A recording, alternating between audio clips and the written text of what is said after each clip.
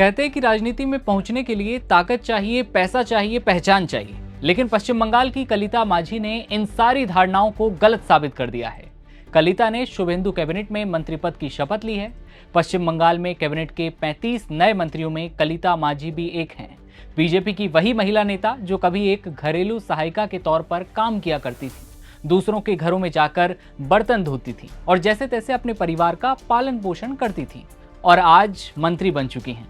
कहते हैं ना, मेहनत के साथ अगर इरादे नेक हों तो ऊपर वाला भी तथास्तु कह देता है।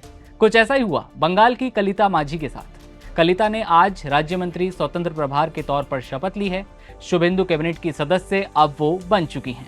कभी दूसरों के घर पर काम करके हर महीने 2500 रुपए महीने कमाने वाली कलिता माझी आज लाखों महिलाओं के लिए प्रेरणा बनकर उभरी हैं, लोगों के दिलों पर छा गई हैं। यही संघर्ष की कहानी आज हम आपको बताएंगे। थोड़ा बैकग्राउंड में चलते हैं।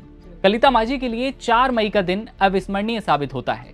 इसी दिन बर्तन धोकर अपना गुजारा करने वाली कलिता एमएलए बनती हैं। कलिता माझी पश्चिम बंगाल के औसग्राम विधानसभा से विधायक हैं।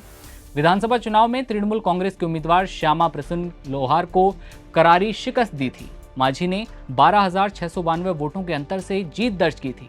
माझी की जीत की बदौलत औसग्राम में पहली बार बीजेपी का कमल भी खिला था।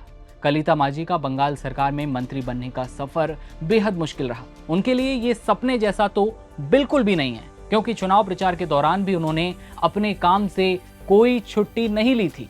वो चुनाव प्रचार के दौरान भी दूसरों के घरों पर जाकर काम किया करती थी और हर महीने 2,500 रुपए कमाती थी और अपना घर चलाती थी। बता दें कि कलिता काम के साथ साथ हमेशा लोगों के साथ उनके सुख दुख में खड़ी होती थी। बीजेपी ने इससे पहले साल 2021 में भी कलिता माझी को विधानसभा चुनाव के लिए उम्मीदवार बनाया था। उस वक्त कलिता माझी करीब 12,000 वोटों के अंतर से हार गई थी। फिर भी वो 88,577 वोट हासिल करने में कामयाब रही।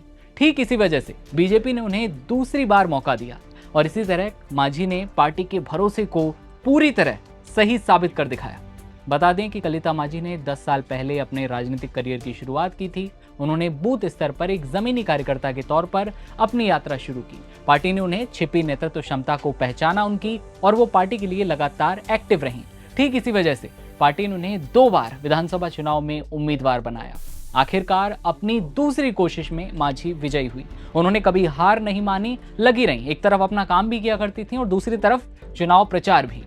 चुनाव नतीजे सामने आते हैं और माझी ने मतदाताओं के प्रति अब आभार व्यक्त भी किया है।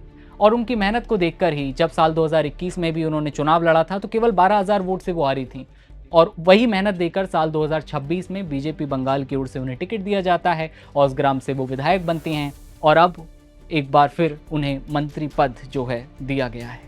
इस खबर पर और इस कहानी पर आप लोग क्या सोचते हैं, कमेंट सेक्शन में बताइएगा और देखते रहिए आप नवभारत टाइम्स। नमस्ते।